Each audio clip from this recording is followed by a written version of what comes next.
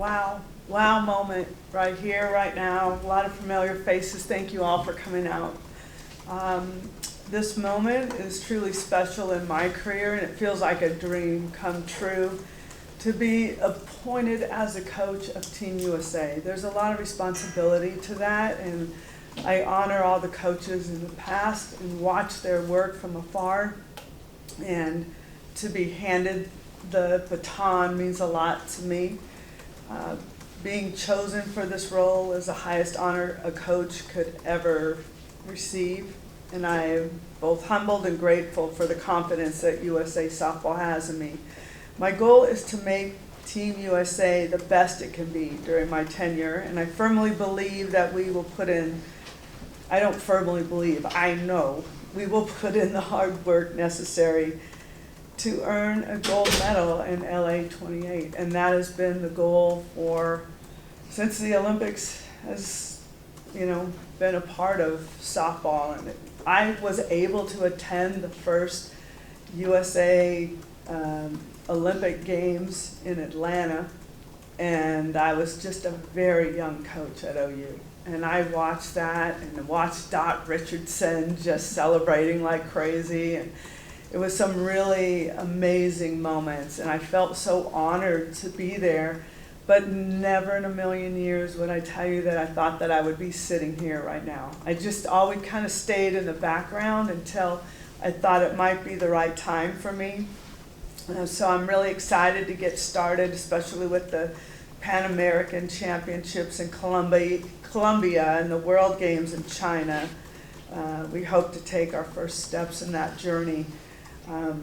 The style that I have at OU is going to be tweaked a little bit because these are seasoned veterans and women. So it's going to be a collaboration together of how we're going to work, but some things are going to be introduced that I think a lot of the athletes have not been able to work with, and that is the analytic side and body tendencies and things that they have not maybe seen before is going to change their approach towards what we're doing. So I'm really excited about that.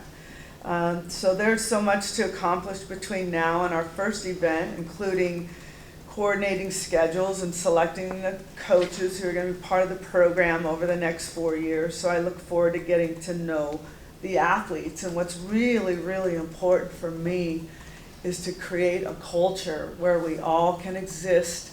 And I know everyone is fighting in America to be one of 15, and the process is going to be tough, but it's going to be fair. The culture is going to be elite. And if the culture is not elite, then changes are going to be made. But you've got to have 15. I really think that when we have a group of 32, the culture should feel and look different. And that is that we are going to applaud each other. We're going to connect with each other. We are going to be, I'm going to be watching them like sisters. Yet I'm the older sister. They're the younger sisters. That's kind of how it's going to look. I'm also passionate about generating finances for these athletes. They give up their career to celebrate the United States. And the goal and dream of every little girl is to be an Olympian. And to think about the millions of softball players and travel ball kids around the nation, and narrowing that to 15 seems like an impossible feat, but we will find the right 15 that fit, that can get the job done. But financial support for our athletes and creating a program that enables fans to contribute to the success over the last 4 years is really important. And so not only do I want to really push these athletes to the point of excellence, but I want to do everything I can to help them financially not feel like they're giving up their world and struggling. They deserve this, and I will fight for that. and we'll get it done. And I'm happy that I've got 4 over here with Aubrey Leach, Hannah Flippin, Kelly Maxwell, Tiara Jennings, and 2 came in from out of state, and 2 are right here in Norman. So I thank them for being here, and all of you all here. It means a lot. It really does mean a lot that you're here and ready to support this, and the idea that potentially, is that the right word? Proposed. Proposed opportunity for Oklahoma City to be hosting 2 Olympic events is off the charts. And that alone gives me goosebumps to know that not only is it in the States, and I know a lot of the athletes wanted it in LA, and I understand that completely, but this is going to be a first-class event all the way around. It is going to change the city and hopefully change the state and ultimately change the way USA is looked at in softball when we bring home that gold medal. So thank you. I will open it up for questions. Patty, I want to ask you about 1984 when the Olympics came to your hometown. Did you get Olympic fever that year? And just can you recollect 1984 in LA?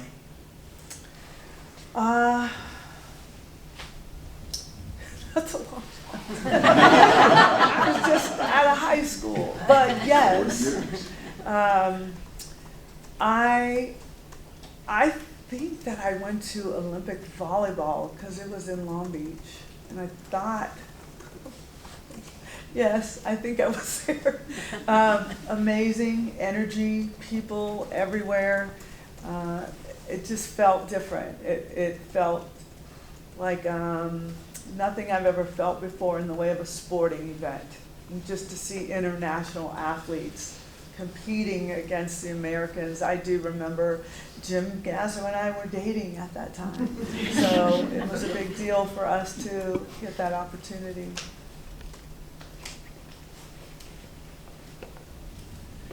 Yeah, Patty, I wanted to ask you about just the logistics of how this came together. And you talked about thinking about this as a possibility. When did it start becoming real to you? And just how did this all come together that you're sitting here talking about coaching the Olympic team? I've been kind of in and out of the Olympic process and have gone to some training camps, things like that. I had kids who were young at that time, and I just felt that it was a really hard thing to leave them. And already on trips, when we're taking trips from OU and traveling all over the country, I had to get not family members, because my family members are in California, so it's neighbors to help raise my kids, who were great friends of mine still. But now that they're grown and I've got grandkids, it's time. This is the time. It's in Oklahoma City. But thankfully, Craig and Chris and the committee wanted to reach out and talk with me, and I think everyone has seen just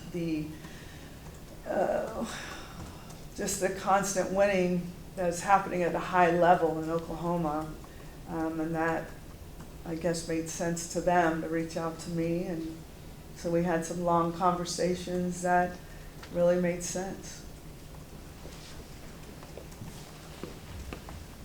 Could both of you talk a little bit about how this is going to work? Craig, you alluded to the fact that, there's all sorts of issues and pressures that maybe the coach of Team USA hasn't had before, how you're going to balance that. And then Patty, what's your expectation for, how your full-time job will now dovetail with this job as well?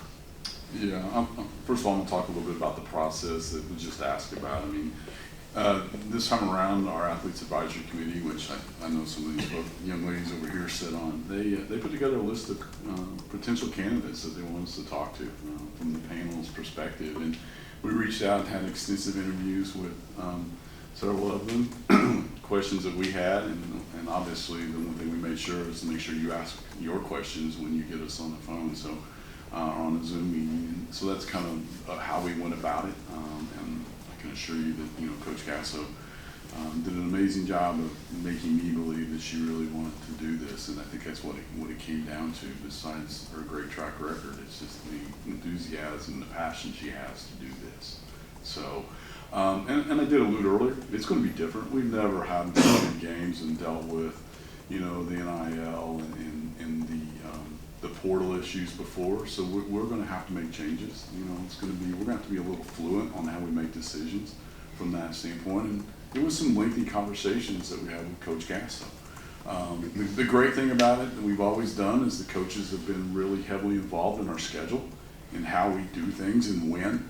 The only thing that we can't dictate is when we play, from the standpoint of when the Americas decide to have a qualifier, or when a World Cup is going to be. Now, I won't say that there's probably a good chance the previous World Cup before the Olympics will probably be right here at Devon Park, if I had to guess, at least one stage of it as we move forward, because we're already hosting the 18U event this coming year. So we'll do as much as we can here on home soil, which makes it a little easier for all of us from that standpoint. But, you know, it's going to be one of those situations as schedules come together, you know, especially in 28, you know, where we're going to be and what we can do, and it's going to be a lot of conversations between the coach and Chris. Craig stepping back, obviously, but to be there, and I know that you know, we've already had some great conversations with Joe Castiglione at OU, the athletic director, because it's important to him on what's going to happen. So it's going to be a little bit of a fluid situation as we move forward, but we also know that 3 years leading up to it, we're going to have a lot of things in place that will make it easier, and but that's kind of how we're approaching it from USA Softball's perspective. I would say from my side, I've talked again with Chris about trying to establish a team and name a team a little bit earlier than what we normally do, so we can get really good training. The training grounds likely will be here at Devon Park and Loves Field and maybe even Marina Hut. So training would be set up here. There'd be a lot of that in the fall of 2027, really a big hard grind there. In 2028, like Craig said, we've talked to Joe. We're going to try to schedule OU together with USA Softball and go to a lot of tournaments together. Have them play in our tournaments at home. And if there's any feeling like I need to step away, I know that I can do that when I need to do that. I have great assistant coaches that are probably waiting for me to retire. They're that good. They're that good. So I have no nervousness about this, but I really have to, I'm going to commit to both, but if I feel like USA Softball needs me, I will be there. And that's been talked about extensively with both sides. You just asked a question. I know, but nobody's gonna raise their hand. Okay. You don't know who's behind you. Do you wanna ask a question? No. Go for it. You already got it. Go for it. Go for it. You already got it. All right, Patty, you alluded to the fact that you sound really excited about the fact that the Olympics are potentially coming here. But I have to think that you, and maybe Craig could speak to this as well, I mean, feels like this is only gonna blow the lid off what was already gonna be a big event. Have you started to field ticket requests from people? I mean, we're 3 years Yes, away. actually, yes. Family members, actually.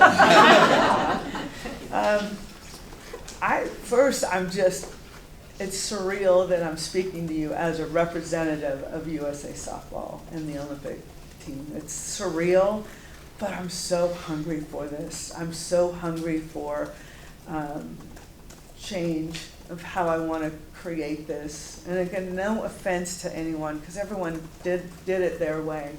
But I think we have some really great secret sauce at OU that I'm ready to share with USA Softball to get them prepared and ready for a huge challenge. But it's here, and we can practice on this field as much as we want. And there's so many benefits and opportunities for us to just really make it our home. The fans are going to come from everywhere, just like they do at the World Series. but I'm so excited for Oklahoma City. I mean, is it ever gonna come back here again? I don't know. But this to me is a once in a lifetime opportunity that can change the city, can change the state. And I'm so excited for that. I really am. I think as many people that can get involved and businesses get their hands on this, businesses invest in these athletes, it'll be another level. So I'm sitting here with chills as I'm talking to you about it because I can envision it in my mind. Patty, we've got a question from the WBSC on Zoom. Who's talking? Me, right here. Oh. Jordan? Jordan, I can't see you. So what are your thoughts going into, so Team USA will be in the World Cup in 26, 27, and then Pan American Games. So kind of go into what your midterm goals are for these competitions going into LA 28.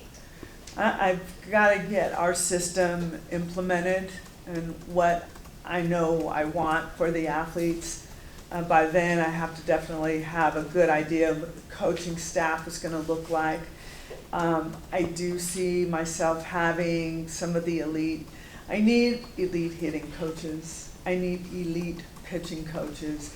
And I need some of the old goats who have won gold medals, who know how to do this. So I have a really nice idea of blend. Don't ask me names because I am not going to say them because I'm still working on it. But I'd like to have a balance of coaches so that the same coaches don't have to go on every single trip, yet they all know each other's systems and it'll be an easy transition for our players. But I need the elite coaches that are running those shows. I'm the manager. I love defense. I love to call games. I really do my research as to what to do in that way. I think the former Olympians can help me in that as well. But we're going to have the best of the best looking at video, looking at swings, breaking it down, adjusting when needed. We're going to give these athletes every answer they could ever want answered will be answered, and giving them the weapons to do what they need to do. Okay, we've got one more from them. So what are your thoughts about the overall development of international softball and where it stands today? I guess I'm going to really find out more as I dive into it. I think the excitement of the countdown for the Olympics are about to happen. I'm anxious to get into different countries and see how it works. I still have a lot to learn, but I'm anxious for it. And it really would help if we continue to go into countries. I'll just tell you where I was. Less than a month ago, I was in Samoa. And Samoa has some unbelievable athletes in this country. And Samoa could be a really strong softball organization if they develop that. And so I had some conversations with them just to talk about how they might try to get that going. But there are some countries out there that need a lift, that need some help. But the more countries we can get involved, the more this is a worldwide event versus just Australia, Japan, Canada, Mexico, USA. I mean, the more, the better, I think.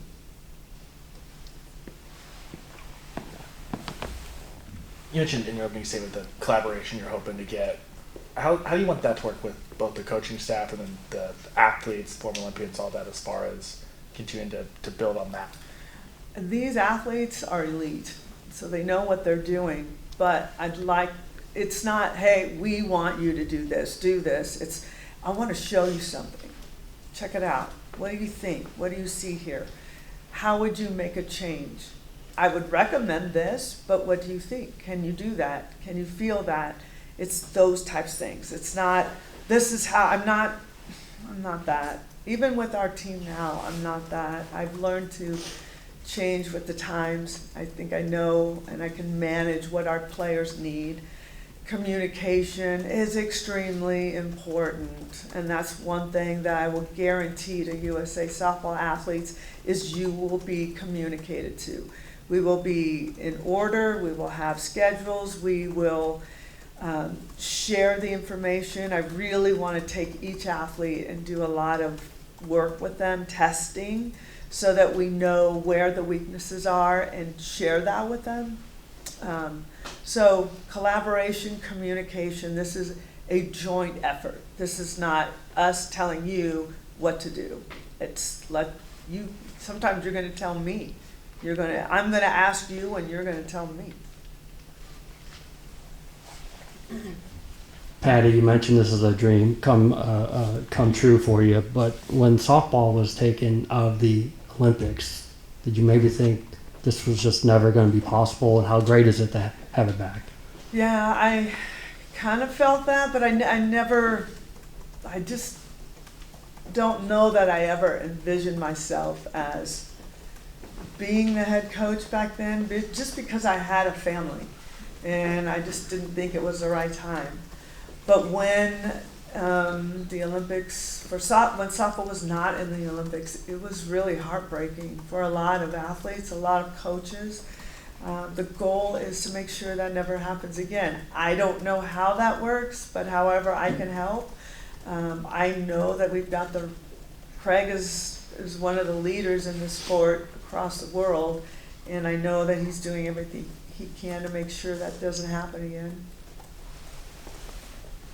Patty, I don't know if there we go. Patty, are you excited to get to coach someone other than OU players? You've been with OU for so long, and I know you have some of your athletes here, and maybe you'll get to coach them too, but is that exciting to you? It is, because I can see them. I've been doing this for 31 years now, so I remember when Hannah Flippin was playing, I remember when Aubrey Leach was playing, and they're just elite athletes, and it's just, I love the OU Sooners. I don't want them to start texting me saying, I love you all, I love you all. It's been wonderful coaching them and watching their progression. But what's different here is they've already reached that pinnacle. So how much further can we take these athletes to be beyond elite? Because that's what it's going to take. And that's what we're going to put the work in for.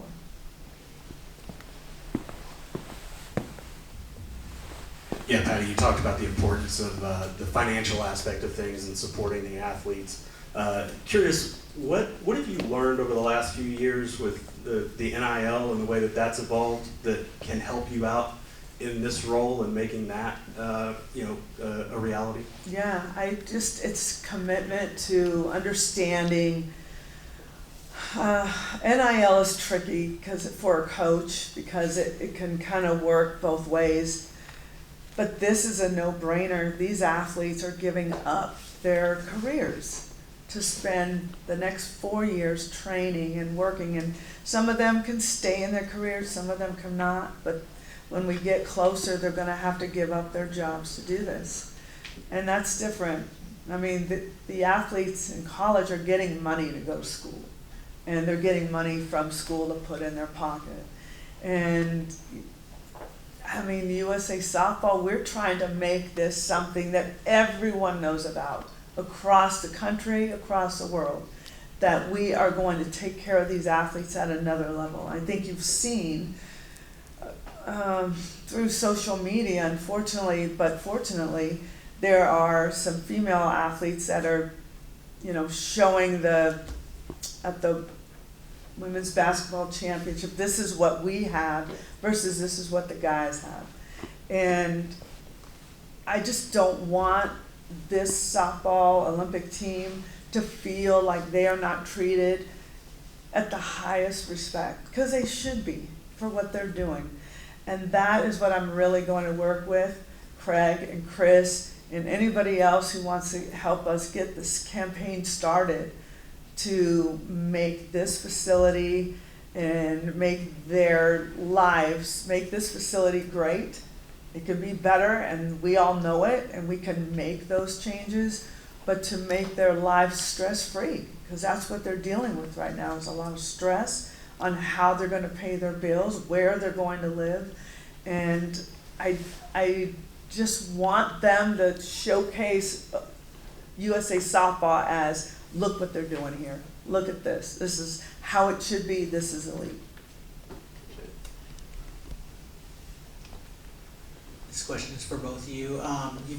USA softball's been blessed with so many great Olympic coaches. Patty's the first female head coach of the team. What did that mean to the committee, and what does it mean to you, Patty, to be the first female coach of an Olympic team? You go first. You need to take a rest. First and foremost, when we went into the process, the committee, we went into it with one objective, and that was to pick the person we felt like could take us to that gold level. I mean, we have finished with a silver medal, unfortunately, in 21 and in 2008. Those teams were prepared. Obviously, we're missing a little something there, and our goal was who's going to tell us and who's going to make us believe that they can take us to that gold medal, and that's what we were looking for. And you know, each one of the individuals we talked to, they had their plans and things like that. But when it came down to it, like I said earlier, her passion in what she could do for our program and things, that's what won it out for me from that standpoint. But you know, it's great that obviously female sport being led by a female coach. Coach Tarr's done a great job prior to that when she was with us the last 3 or 4 years. You know, but we were looking for the best person to take us to that next level. Another phenomenal honor to be the first woman to lead a team, USA softball, onto the field. I feel a little bit of pressure in that, but I love pressure, so it doesn't bother me one bit. I to be walking, not in front of, but behind these athletes when they walk through these gates and onto the field is going to be probably the highlight of my career and my life in softball, which has been a long time. So I'm honored to represent women coaches who sometimes get overlooked. So this is a great honor for me, and I will do everything in my power to win that gold medal.